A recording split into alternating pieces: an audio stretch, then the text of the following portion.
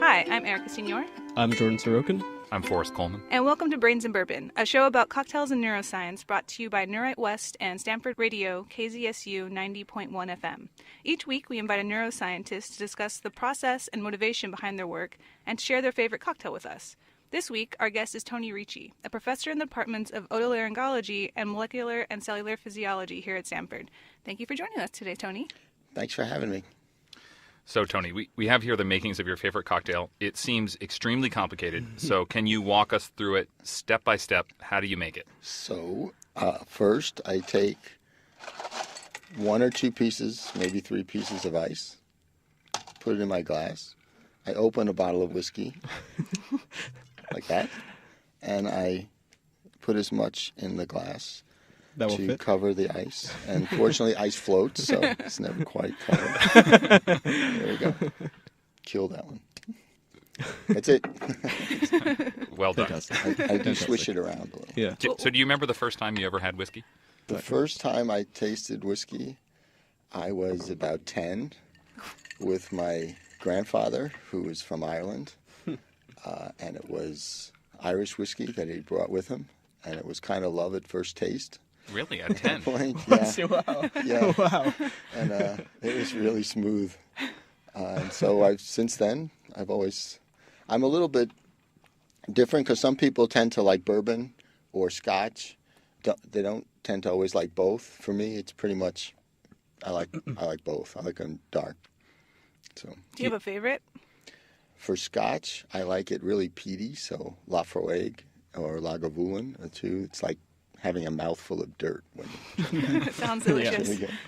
For bourbon, I tend to like more the traditional. I like Maker's Mark. I like Jack Daniels.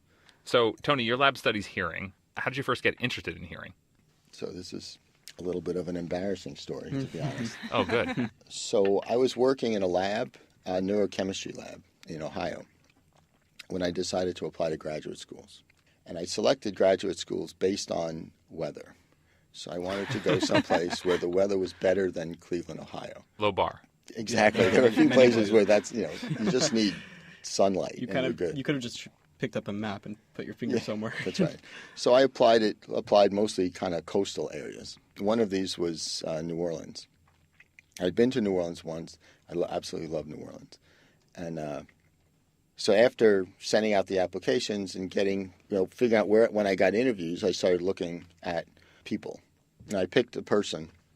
There was this guy who was at Tulane who was doing sharp electrode paired recordings, which was really cool and kind of pretty far ahead. And I was like, okay, that's where I want to be. That's what I'm going to do. So I accepted to Tulane. I even interviewed at Tulane. He wasn't there when I interviewed. We moved to New Orleans. I had been married for like 4 weeks at this point. Get there and find out that he had left 3 months ago. 3 months before, he had moved to Utah. So I could not tell my wife this, obviously, because she would kill me. It was the first time she had been away from Ohio. I told her the only way I could ensure that our marriage would work was to make sure there was no one she could talk to but me. And it's worked so far. So I started rotations mattered a lot at this point because I had no idea what I was going to do. So when you rotate, you spend about 2 or 3 months in different labs trying to identify either a technique or a question or something that you're interested in, and that's the lab you're going to choose to focus the work that you're going to do for your dissertation. Like a kind of weird science first date. Yeah, that's right. And so I went into this lab. So the first rotation was an absolute nightmare. It was a psychophysics lab, and I'm not opposed to psychophysics, but wasn't for you. It was not for me. So then I went and I did this rotation in a lab who's with a guy named Paul Guth, he's really a pharmacologist, and he had this really cool prep, which was an isolated prep from frog, where you could record postsynaptically, and this prep would live for hours, literally like 10 hours. You could do the prep in the morning. You could show up every 20 minutes. You could throw a drug on it. Something would happen. You come back. You wash it off. You do something else with it. It was nice. So that was interesting. I liked that, and I was thinking, I could do sharp electrodes and other things with it. And he worked with this other guy who was an engineer. And so I talked with him, and he was like, I'm not taking grad students. Grad students are a pain. Too much work. I'm too old for it. Don't want to deal with it. True. And I was like, oh, okay. He was like, well, how about you just show me the kind of stuff that you're doing? I was like, I don't have to come work with you. I was like, I could work with Paul and just do this stuff. So he's like, well, okay, so you can come in. So I went in, and he had an isolated preparation, so where you took out a semicircular canal. It was very cool. You would tie this onto 2 glass rods, so it looks like a tube, and the sensory cells are in the middle. And you could put this piezo device, which means when you put a voltage on, it moves, and so you could use that to actually mechanically stimulate while you were recording from the nerve. So now you had a way of mechanically stimulating. As if you're creating like a sound pressure? Exactly. As if well, in this case, yeah, sound pressure, or this was vestibular, so it's like if you're turning your head. And he also had just started isolating hair cells. So he had this isolated hair cell prep that he was thinking they were going to try to do single-cell recordings. So this was 88. So patch clamping was just a couple of years old. They hadn't really had it worked out. My interest was really looking at calcium regulation of synaptic transmission. And the big question, it's still a question, right, is finding a good model for a presynaptic cell. And so I looked at this, and I was like, man, this is the perfect presynaptic cell. This is what I want to do. As a first-year graduate student, you thought this? Yeah. Right. The rotation wasn't going that well because his name is Chuck Norris, actually. Right. So he came into research late in life. He was a sergeant in the Navy as an electrical engineer, and he retired out of the Navy, used the GI Bill to go back to school and stuff. And he had if you can think of what a sergeant in any of the services would be like, this was who he was. Exemplar. Yes, and he was also from the Bronx, which is where I grew up. So we did have some kinship that way, but it was always very strong conversations. Did that work for you? I love it. Yeah, it was great. Okay. And so what happened was he showed me how to do this prep, and I said, well, I'll come back on Thursday and try one of these preps, right? So so I went in on the Thursday, and I didn't go and talk with the guy.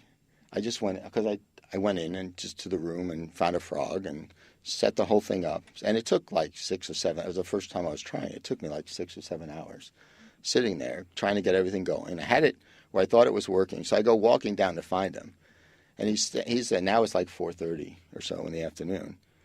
And he just tore me a new one at that point. Like, this is when you show up. You say you're coming in on Thursday to do an experiment. I was waiting for you, and you didn't show up. And, now you think we're going to do something. And this is why I don't like grad students. And just like most of the things he said, I can't repeat. And I was like, well, I don't know what the hell you're talking about. And I was like, I've been here all day. I didn't say I was going to come and talk to you. I said I was going to come and try to do an experiment. I have an experiment. Why don't you just come back and tell me whether it worked or not?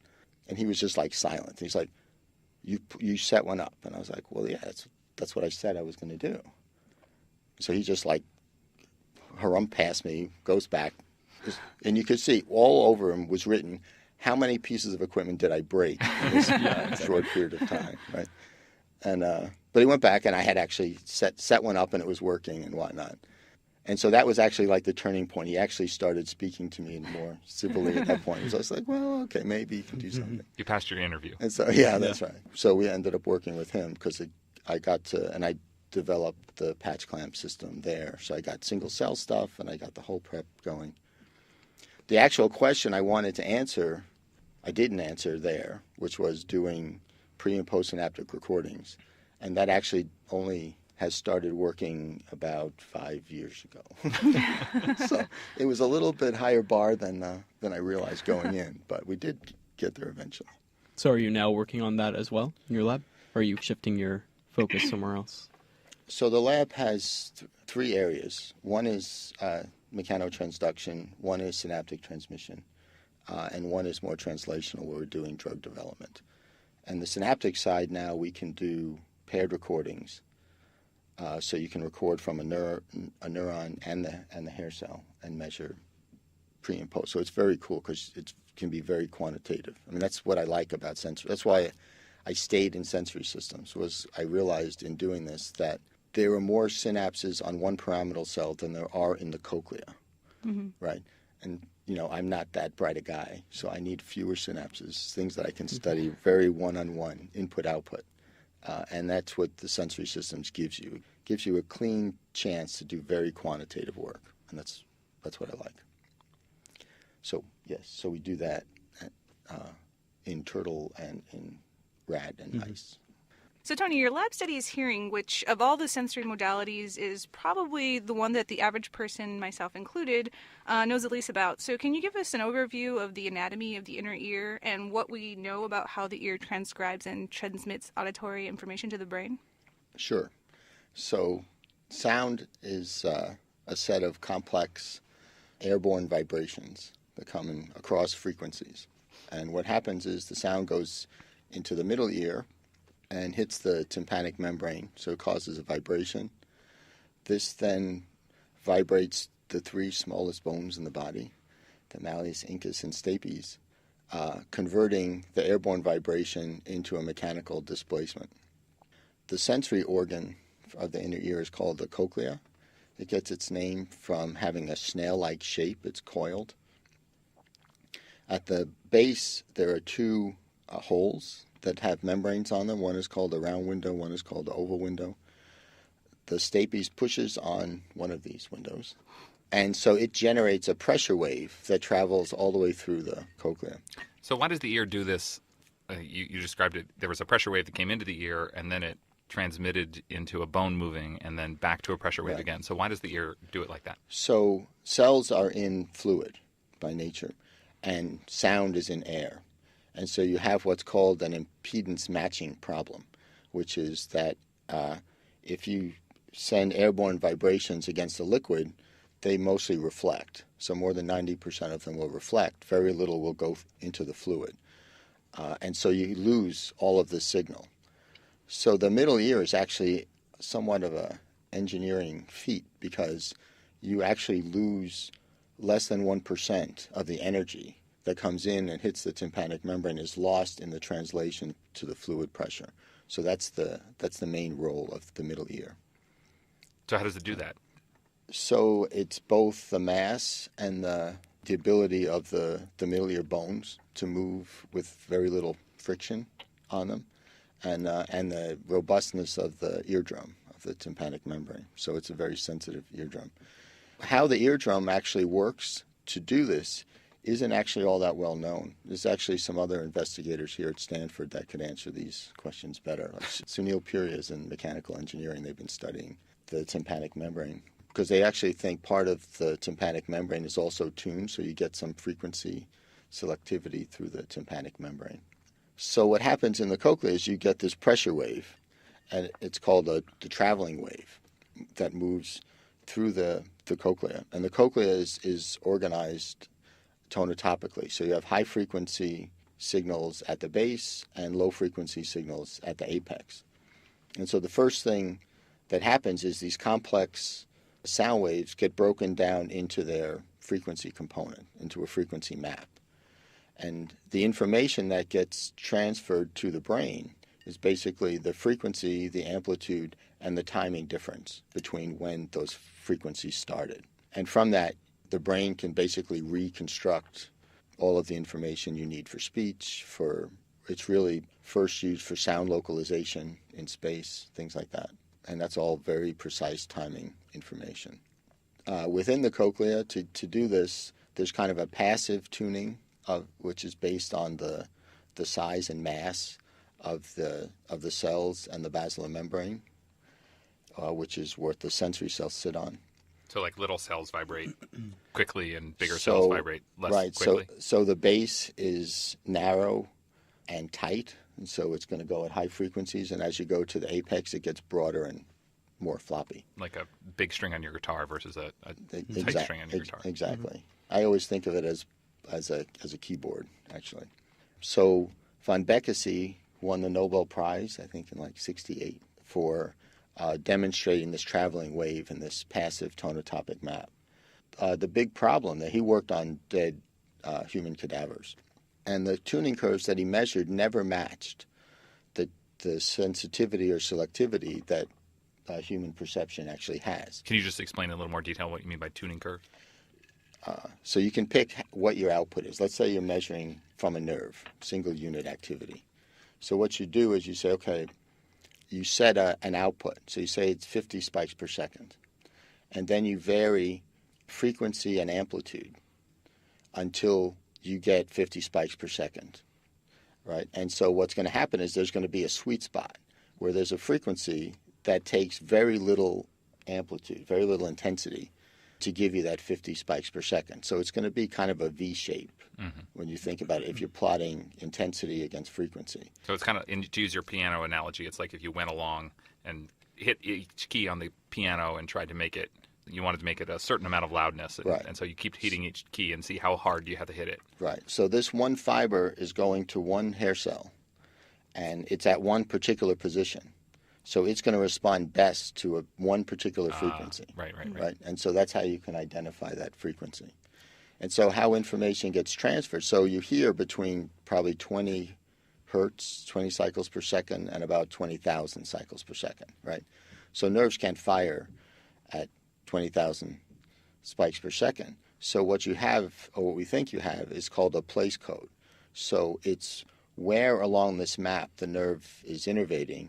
It projects to a very specific position in the cochlear nucleus that says this is 10 kilohertz, right? So it's not going to fire at 10 kilohertz, but because it goes, it means you're hearing that high frequency sound. And then perceptually, it actually, you think you're hearing this higher pitch. So is that the most accepted hypothesis or theory in the field?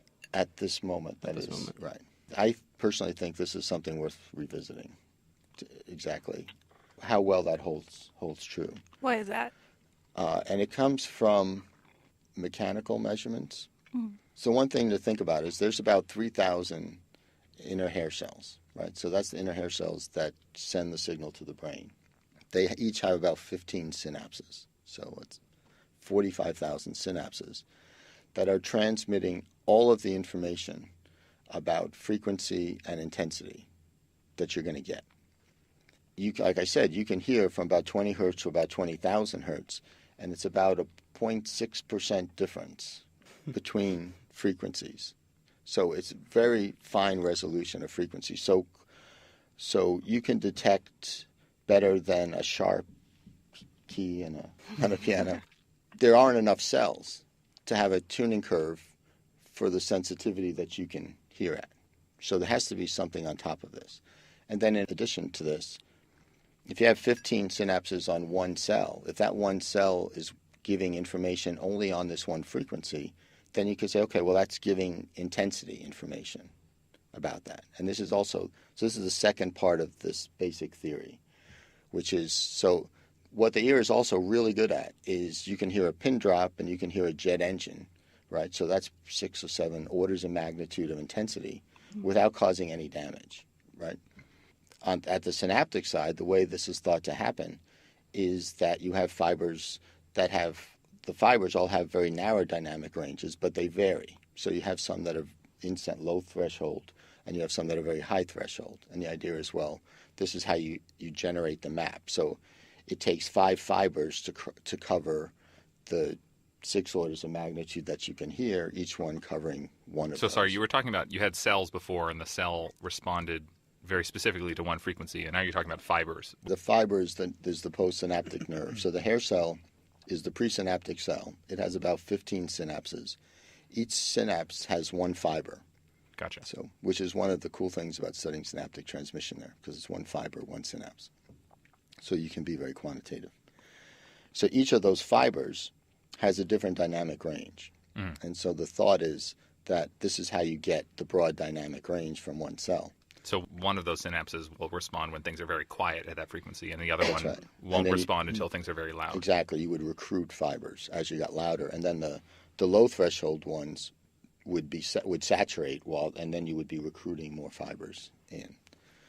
One of the basic problems with this idea is that if you look at the mechanical response in the cochlea, the frequency place map is thought to shift with intensity. So if you listening to 5 kilohertz, you may stimulate cell A at 10 dB intensity. But if you go to 50 dB intensity, that's decibels. That's just a way of standardizing intensity. So let's just say a low stimulus will excite cell A. If you go 5 times now that intensity, the question is, will it still be that same cell? Or will it be a different cell? Mechanics would suggest it's likely a different cell that's responding, which means it has to be a different fiber. So if that's the case, then this simple idea of a place code and the simple idea of how to get dynamic range doesn't really hold up. It would be like in the retina if something got brighter, that like the image shifted over as things got brighter, which is sort of confusing to think about. So with the ear, it's interesting because most of the data that comes from the ear is either far field type measurements, like auditory brainstem responses, or compound action potentials, which is you play a sound in the ear, and it's like measuring an EEG. You can get a summed output of all the nerve fibers, right? So you don't get a whole lot of mechanistic information that way. Or it's single unit activity. Or if you actually open the cochlea, then you can measure vibration at single points. But you can't measure any hair cell activity or functional cellular mechanism. So all of the cellular stuff has been done in vitro. So either it's isolated cells or it's isolated epitheliums, things like that. And usually if you're doing isolated epitheliums, you're working on very young tissue, even pre-hearing tissue. So it hasn't actually matured yet. And so there's a huge gap of information that's missing, I think.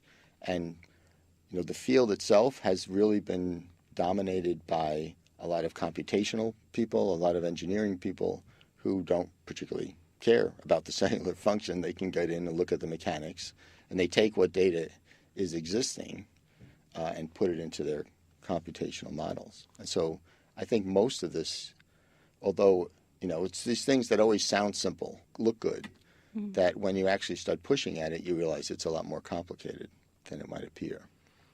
So when the mechanical information comes into the inner ear and then it gets transcribed into some electrical signal that is sent to the brain, so is that happening in the inner hair cells?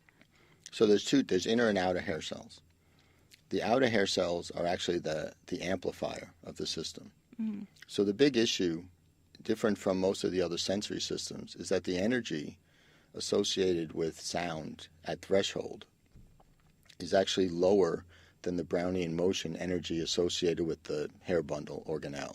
So you just mean the temperature vibrations, just everything sort of shakes a little bit.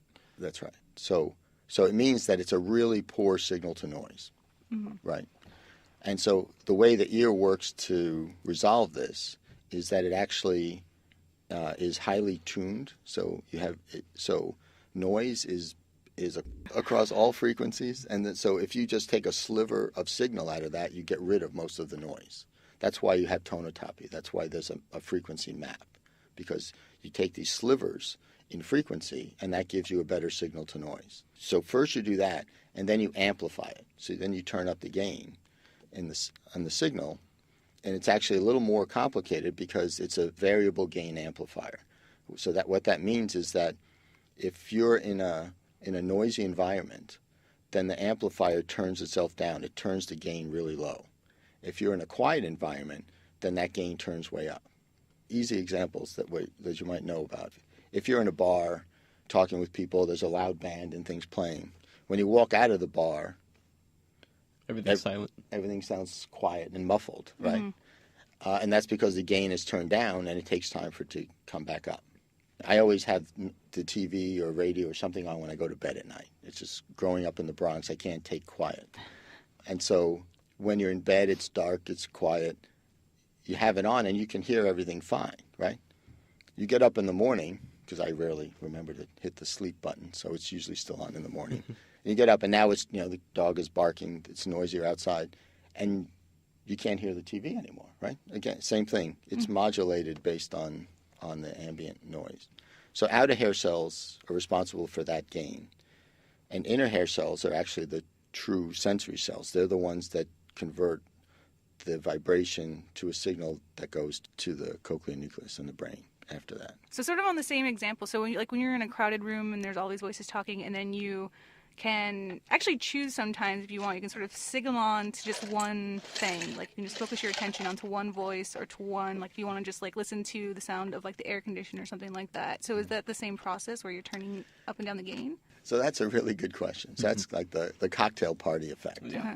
So the short answer is we don't really know whether this is it central processing or is there a peripheral component. I'm probably a major outlier in this because I actually think there's a peripheral component. And it's actually one of the reasons I'm trying to get at more in vivo type measurements to look at this. So as I mentioned, the outer hair cells are the gain of the system. So the efferents, so the nerve fibers that come from the brain to the periphery, almost all of them go to outer hair cells. So they can control the gain of the cochlea. We have no real idea what they do or how they work or what is stimulated by them.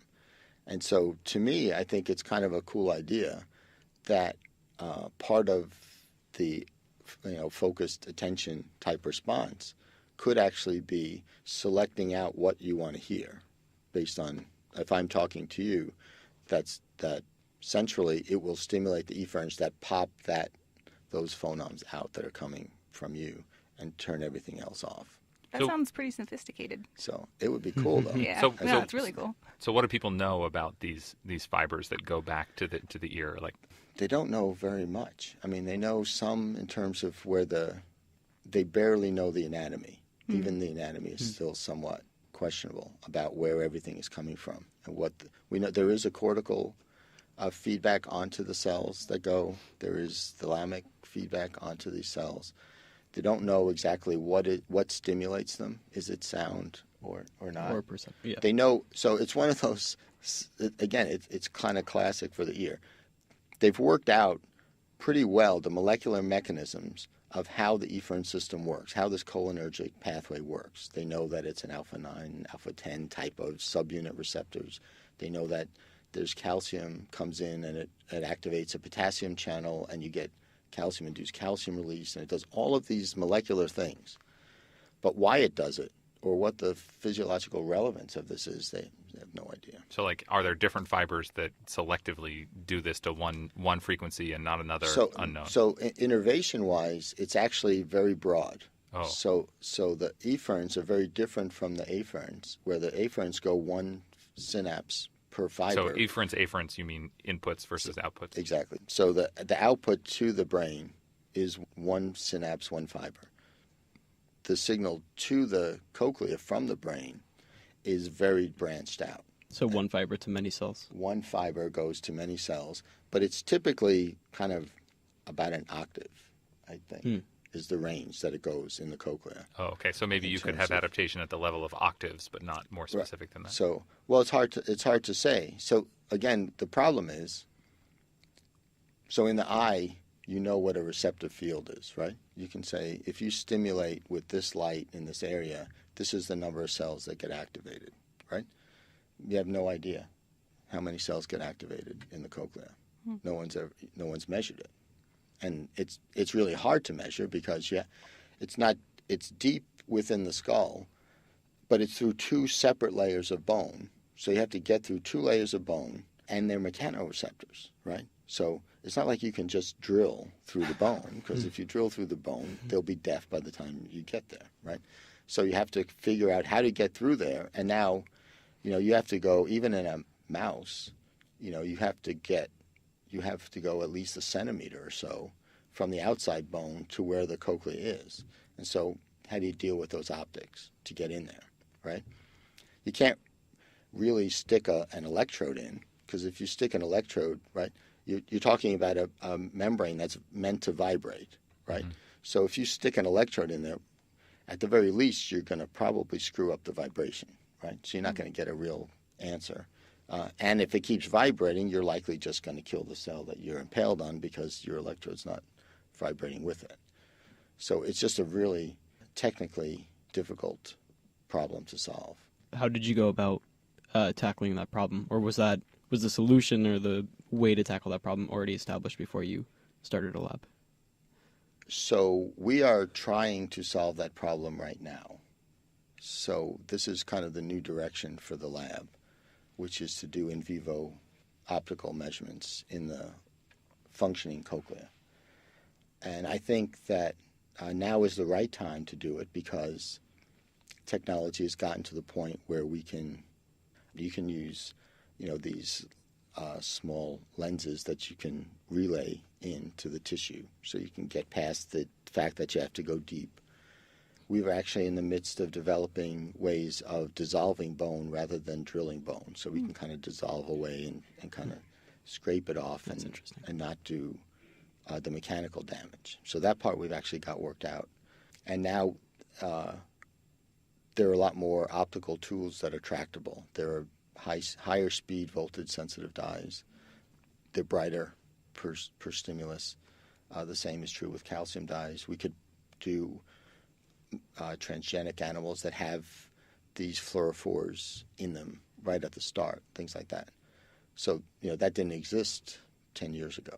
So now seems like the right time. So that's why we're pushing.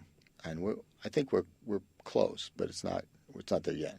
By the end of I think my goal is to have our paper submitted by the end of the year with using voltage sensors and imaging. So this is the receptive field. This is how many hair cells are activated at threshold. That's the question that I want to answer. Kind of by the end of the year. super basic, but incredibly important. Yeah. So are you still currently actively involved in carrying out the procedures and the experiments yourself, or are you more the overseer of the lab? So I think if you poll the lab, you get different answers from different people. In general, I am in the lab. I think my strengths are doing experiments and working with technology and designing and implementing experiments. That's what I like to do, and that's what I do. It's been harder of late. In general, I try to spend 3 days a week in the lab at some level. I'd say the last 6 or 8 months, that hasn't happened really. Mm-hmm. But to me, that's a blip on the screen. So the things I do in the lab, if a new person's coming in the lab, I work with them, get them up to speed. Eventually, they kick me out and to do their own thing. If there's new technology, I like to work on developing the new technology, fine-tuning it, troubleshooting it, getting it all working, that kind of thing, and then handing it off to whoever is the person interested. So for me, I learn by doing, and it's I don't know, it's kind of the multi-sensory thing about collecting data, watching it come in, seeing exactly what's happening, that is so much more informative than looking at a polished figure that someone shows you. I like to see all of the data. I like to see the stuff that people are throwing away and saying this doesn't matter. Can you think of a specific example where that kind of instinct served you well? I mean, so this paper we had on adaptation recently, and the paper suggests that calcium is not driving adaptation. What adaptation is during a constant stimulation, the response that you measure will decrease over time. And if you were then to increase the intensity of the stimulus, you would actually recover the response. And so what's happening is the output is just becoming less sensitive. It's a mechanism to do the kind of gain control that we were talking about earlier. Yes, exactly. And so the idea has been since the late 70s that calcium comes through an ion channel, and it either interacts with this channel to make it less sensitive, or it alters some myosin motors that reduce the force. So it moves this channel actually and reduces the force that the channel is sensing, and so the channel closes. So all of this was done in frog and in turtle, and I did a whole bunch of the turtle data, so I'm familiar with it. In fact, responsible for this idea. And responsible for your own. I was late into the story, so a lot of it was very well established by people even older than I am. So we were actually trying to do an experiment to see how fast this ion channel could open, and we developed a variety of different technology so that we could stimulate these bundles really fast, like orders of magnitude faster than had been done before. We could actually get electrical recordings from the cell that were about an order of magnitude faster than what people had done before. So developing that took some time. It took probably six 6 or 8 months at least in doing that. And so while we were in the process, I was like, well, if we want to see how fast it opens, we have to slow adaptation down because adaptation is going to get in the way. I was like, so while we're doing this, why don't we figure out what the environment should be? So we should do low calcium or change the calcium buffering. And there's just like some very standard experiments. And I was like, well, so why don't you do this? And so Anton was the postdoc in the lab, was doing these experiments. And he'd come back and he'd be like, this is low calcium. Look, it doesn't slow down. And of course, I'd be like, well, do I have to make your solutions for you? You don't know how to make them. Yeah. I'm like, you don't know how to make a low calcium solution. I'm a little concerned. And we went round and round and round on this. And part of what helped was, so I would go and I'd sit with them and we'd watch an experiment, or I'd do an experiment, mostly watch the experiments for this particular set, and, measured the calcium in the solutions and whatnot, and realized, well, this is, we went, and then we basically was like, okay, well, we went through the series of experiments, said, okay, well, how else can we not let calcium go in, right? So change the membrane potential, things like that. And it all turned out that calcium doesn't do this in the mammalian cochlea. And in doing it, what I learned, and by seeing it while it was happening, was it was obvious that this is not a turtle, right? Mm-hmm. This isn't what happened in the turtle. So it's a different mechanism in different species. And so it's a different mechanism in the turtle. And it's not particularly, actually, it's probably more information than you need. But, I mean, it's actually not that surprising that it would be different, because the mechanisms that had been proposed are likely to slow down the response time of the cell. And the big difference between frog and turtle and mammal is the frequency range, right? So the highest frequency a turtle is going to hear is probably 800 or 900 hertz, not 20,000 hertz. So along those same lines, though, on the differences between the species, so you're using mice and rats now, and you've observed this difference between the mammalian ear, the way the mammalian system works, and the way that the turtle system works. But even when in the mammalian system, there are differences between other mammals and humans. Mice, for example, hear on the ultrasonic frequencies. That's actually the primary way they communicate with each other. Humans don't hear those frequencies. So are you concerned that there is still going to be a leap? There's going to be some difference between what we're able to study in mice and what the human is? So I hate mice. I want to go on the record saying I hate mice. So I think that it's less of an issue. It probably still is somewhat of an issue, but it's less of an issue because a turtle and a frog, they don't actually have a cochlea. They have what's called a papilla. They have an epithelial layer. They only have one cell type. The bundle structures are completely different. They don't have inners and outers. Their tuning mechanism is intrinsic, and it's electrically based within the cell. It's not mechanically based in the environment. So it's a very different structure. Mm-hmm. Bird is actually interesting because it's this hybrid. So it actually has two different types of cells, but it's also an epithelial system. It has efferents and afferents going to different cell types and things like that. So it would be cool to figure out exactly how that works. There are differences and there are frogs that can hear in the ultrasonic, despite the fact that if you measure from any of those cells, they only go to a couple hundred hertz. But they actually have it's not 100% sure how it happens. But the thought is it basically has a step down in frequency from that the middle ear actually can take high frequencies and transfer them down to lower frequencies so that you can hear them. So is that observed in the behavioral sense? It's observed in the behavioral sense, okay. Yeah. So, there's a friend of mine who I've been trying to get to invite me along with him because his experiments happen in, like, French Guiana or the rainforests of China, things like that, where he finds these frogs and he measures their behavior in their natural environment. And a lot of these frogs will basically be able to track their food based on wing beat, so bugs that are going at really high frequencies, they can find them and eat them. And they can also track bats and birds, which are coming to eat them at high frequencies and get out of the way of them. So it's a very important tool for them to have.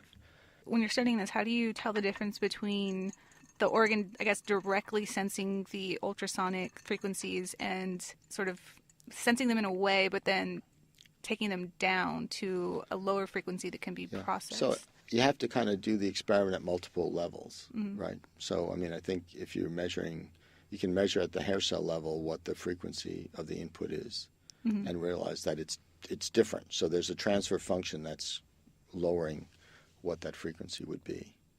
That, which is exactly the experiment I'm trying to get him to take me to French Guiana, in case you're listening. So from 1999 to 2006, your lab was actually not here at Stanford, but was at LSU in New Orleans. And you left LSU in large part due to Hurricane Katrina. Could you describe what happened to you and your lab in the wake of Hurricane Katrina in less than an hour? Oh. See, this is why I like whiskey. So the lab itself was on the 9th floor of the building, so it did not get flooded. It did end up getting a lot of damage due to high humidity and high temperatures, and the fact that administration wouldn't actually let us go in and unplug anything while they tried to get the power grid back up, and so there was a whole lot of power surges that basically fried any high impedance equipment. You said that administration didn't let you back in. I think you told me at one point a more dramatic version of that story. He's being modest for the audience. So, sure, why not? So we evacuated after the hurricane to Bastrop, Louisiana, which was a very cool place where a kid from the Bronx was very different environment. But it was nice because it gave us the opportunity to go back to New Orleans to see how things were going. Honestly, when we left, we figured we'd be away for the weekend. If power went out, we'd wait for the power to go back and we'd go in.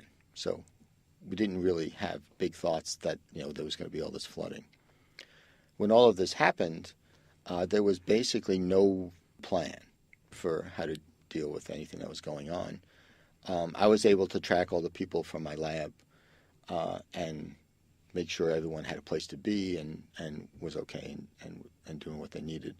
The place that we were at in Bastrop became kind of a haven, so anyone who couldn't find a place came to this place. And it just so happened there were like 3 different women that were like 8.5 months pregnant right at this moment. So, man. And it was actually one of those moments where I'm driving a woman who I had met like 2 days before to the hospital. It was like midnight. I was in Bastrop, Louisiana, driving to the hospital because she was in labor. And I was just like, okay, I'd have lost my house anyway. If someone would have bet me a week ago that, this is where I would be in my life now.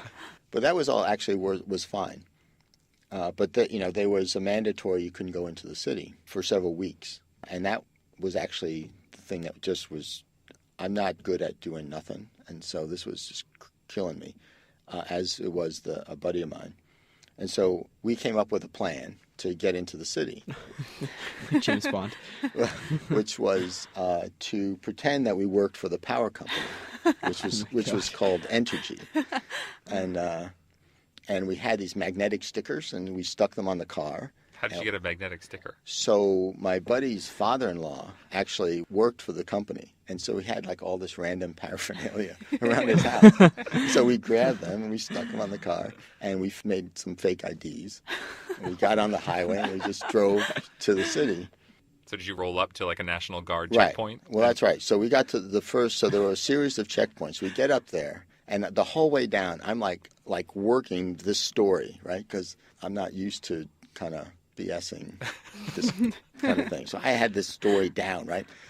And we get up there, and there's like 3 guys with machine guns. Yeah. Yes, step in front of the car. One guy with the machine gun comes walking over. They look like they're about 12. So I'm rolling down the window, right, and just like about to launch into my spiel. And the guy walks up and he's like, "Energy, huh? You guys got a lot of work to do." He didn't even ask you for your credentials or anything. Toss the pass gosh. onto the windshield. I was like about to pass out because I hadn't breathed for like a minute and a half. I look over, my buddy's like, "Just drive. Just start driving." So I was like, So is this what they teach you during your graduate career, right? That's right. And then once we got the first pass, every other one after that, they saw the first and they just loaded them up. And then we basically kept these passes and we had free access the whole time. Wow. But what you were getting at was in planning this, when we got in, I called one of the deans, the multiple deans of the school, and said, we're going to be in the city. We'd really like to go in the building and just make sure that all of the equipment that we have is kind of unplugged and whatnot, because we don't know when power's going on, but we know it's going to be a problem because it's 100% humidity and 100 degrees out, and there's no air conditioning in the building. And he's like, oh, that's great. That's fine. I'll meet you. I'm going down with the National Guard, and I'll meet you down there. So it was like, okay, call me. He said, call me when you get there. So it's like, okay. So we got in, and it was amazing. We got to my house. So we did houses first. We went to my house. There was only about 1.5 feet of water left. This is because it was about 2 weeks after. And it was, obviously it was completely destroyed. But it was, I took a bunch of pictures, and I grabbed, my son's was like half a story up. It was a little bit like the Wizard of Oz. It's all black and white and mold, and then you open his room, and it's like sun is shining and everything looks good. Unfortunately, he was at the point where, his clothes only lasted about a month or so. He was growing so fast. But I grabbed his favorite stuff, took that with us. We went to my buddy's house, which was under about 10 feet of water still. This is a classic New Orleans, right? So it's illegal for anyone to go into the city. We get by the levee. The water's too high, so we couldn't drive. So we parked at the levee. His house was actually not far from where one of the levees had broken. So we're walking along the levee, to try to identify a way in because there's a lot of water. We get down to where one of the roads comes across, and there's a sheriff. And the sheriff has a set of like 5 boats out. And basically he was taking anyone who happened to show up, he was taking to their house, or if you were okay, he was letting you take a boat and go to your house and see what was going on, despite the fact that it was completely against the rules for anyone to be coming into the city. And so he gave us a boat. We basically took the boat into the second floor of my buddy's house, did the same thing, grabbed some stuff for the kids. We actually took about 50 pictures to bring back without realizing that there was no film in the camera. They would have been awesome, though. And so we finished that. We get back in the car, start driving. I call my favorite dean. I can't make it today. I couldn't make it today, so I canceled. I was like, well, we're here, so we're just going to go in. Oh, well, you're not allowed to go. You're not allowed in the building. There's a guard at the building. I was like, well, why don't you just call the guard and tell them it's okay, that we're going to go in? No one's allowed in the building. And I was like, well, we're actually part of the university, right? We're faculty for the university. I'm like, we just want to go in and try to save whatever equipment is. We're not taking, there's 6 feet of water and we're in a dinghy.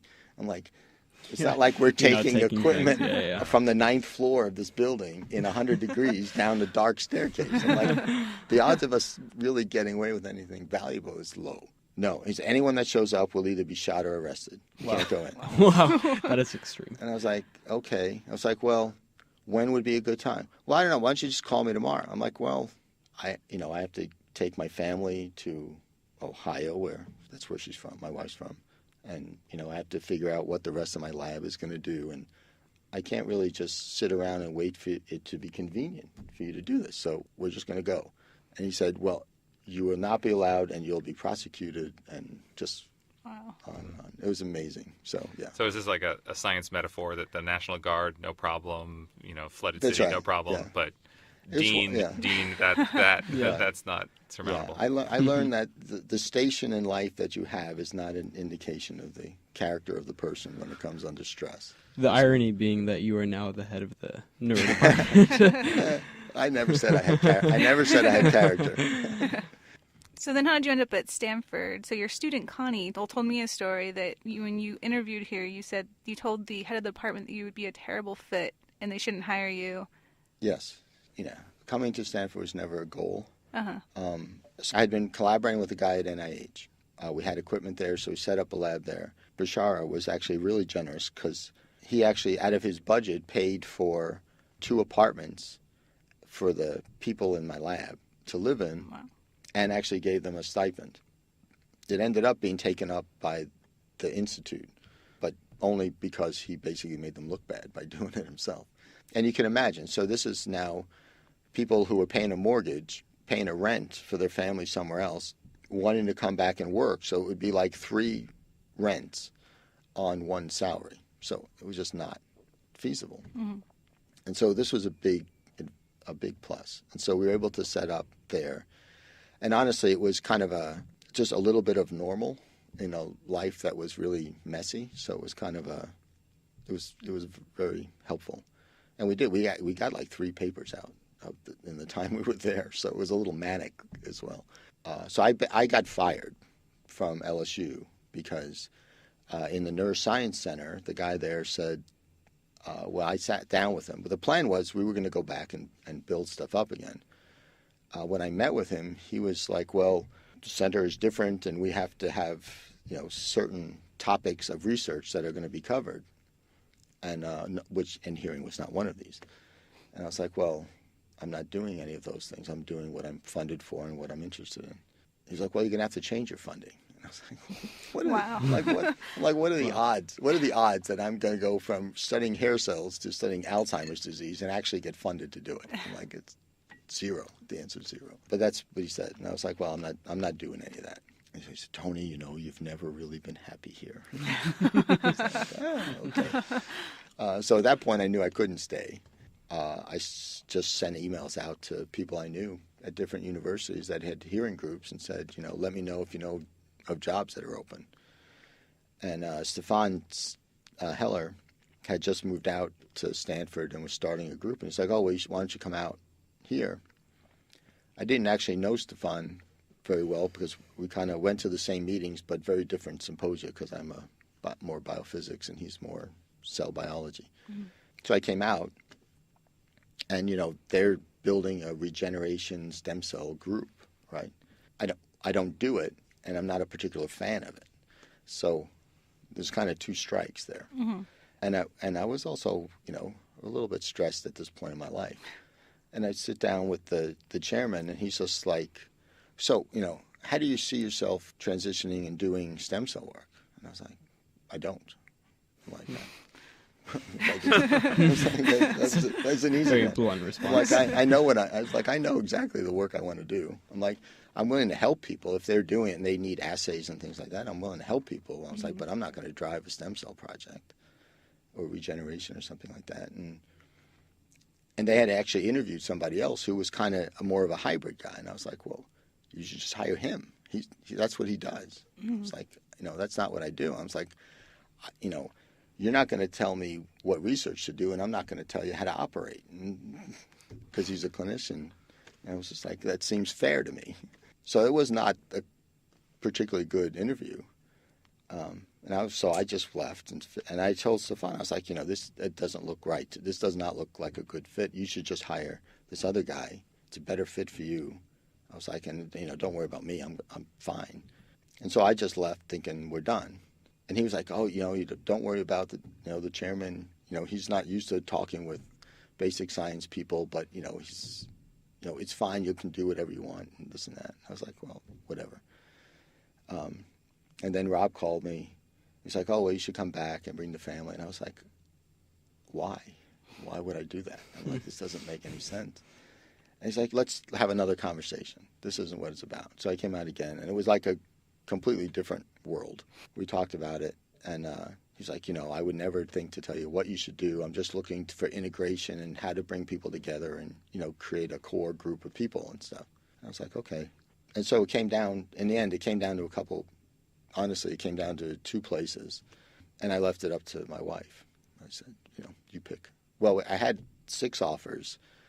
A couple of them were closer to where she grew up. So I was like, well, if it matters to you to live closer to home, then just pick one of those. So she picked Stanford. So we're here.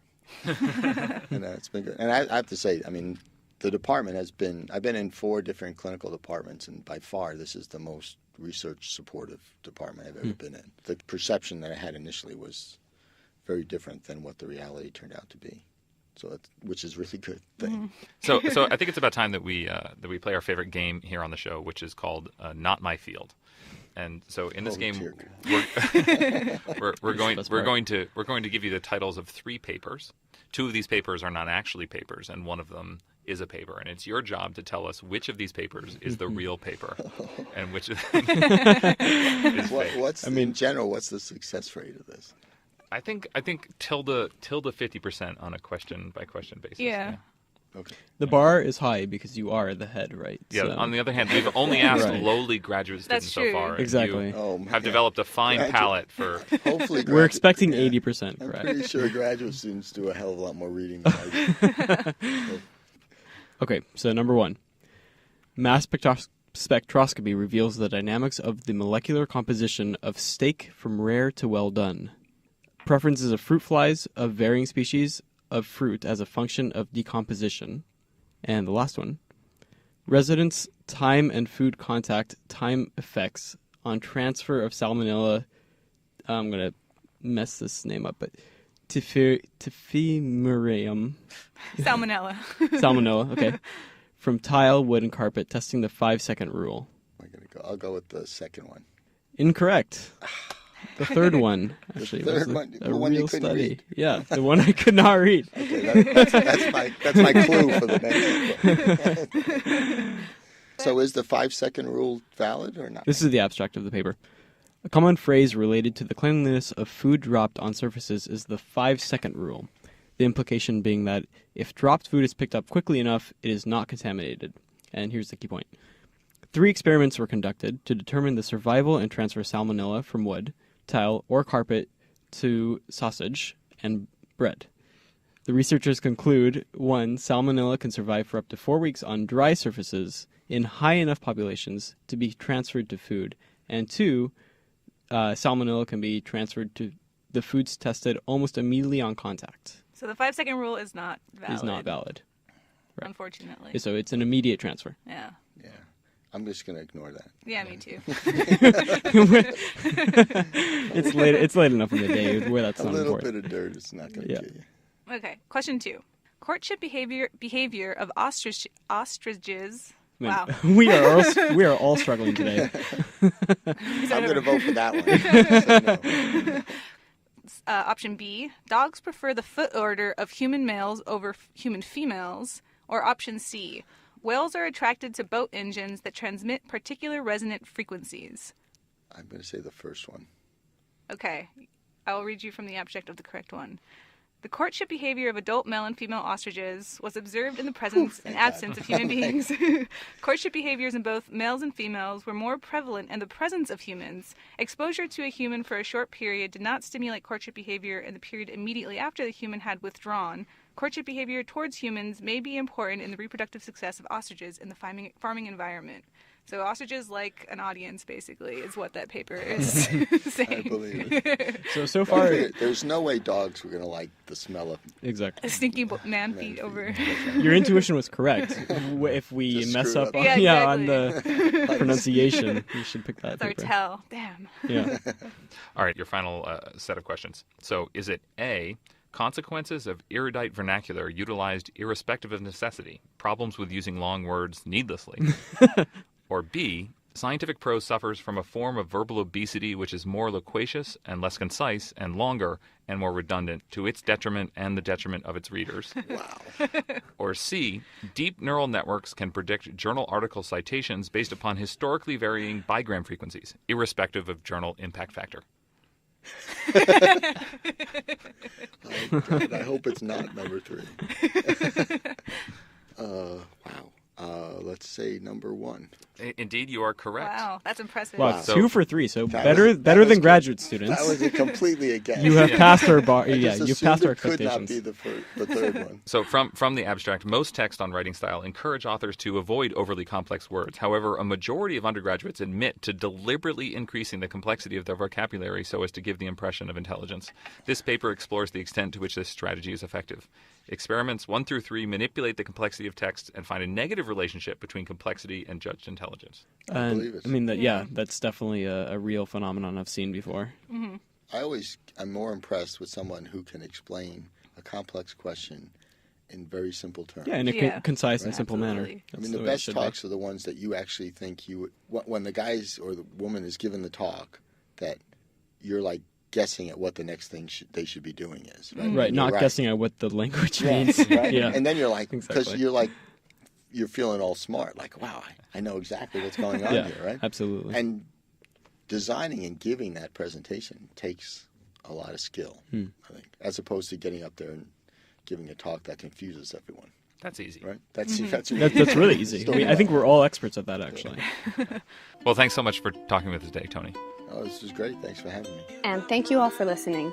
Come have a drink with us next week when our guest will be Mary Kavanagh, a postdoc in the Goronzi lab here at Stanford who studies immunology. Brains and Bourbon is a production of Neurite West and KZSU. This episode was produced by Erica Senior, Forrest Coleman, Jordan Sorokin, and myself. For more information on Brains and Bourbon and Neurite West, please visit our website, www.neuritewest.org. That's www.neuritewest.org.